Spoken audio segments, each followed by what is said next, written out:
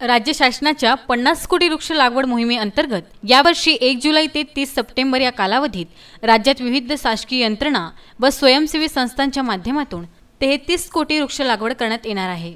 या मोहिमेअंतर्गत अमरावती जिल्ह्याचे 1,20,00,000 वृक्ष लागवडीचे उद्दिष्ट आहे।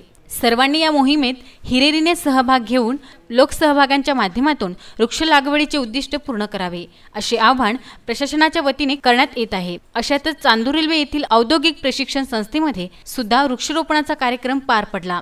यामध्ये प्रशिक्षणार्थी, शिल्प निदेशक, कर्मचारी यांनी सहभाग घेत वड, कडुनिंब, आवडा, आंबा, पिंपळ यासारखी जवळपास 325 झाडे लावली। या वृक्षारोपण कार्यक्रमासाठी गेल्या 1 महिन्यापासून ITI मध्ये तयारी सुरू झाली होती। खड्डे करणे, काडी माती आणून टाकणे आदी कामे आटोपल्यानंतर व दमदार पावसाचे आगमन झाल्यानंतर वृक्षारोपण कार्यक्रम घेण्यात आला। वृक्ष लागवड व त्यांचे संवर्धन हे काळाची गरज आहे। प्राणवायू हा प्रत्येक सजीवाला जिवंत राहण्यासाठी आवश्यक आहे आणि झाडांच्या माध्यमातूनच प्राणवायू मिळतो। यासाठी राज्य शासनाद्वारे यावर्षी 33 कोटी वृक्ष लागवड अभियान राबवण्यात येत आहे। या मोहिमेत विद्यार्थ्यांचा मोठ्या प्रमाणात सहभागामुळे पर्यावरण संवर्धनाचे संस्कार जोपासले जाणार असून विद्यार्थ्यांना या माध्यमातून निसर्गाची अनुभूती होणार असल्याचे ITI चे प्राचार्य SS पाटबागे यांनी यावेळी सांगितले।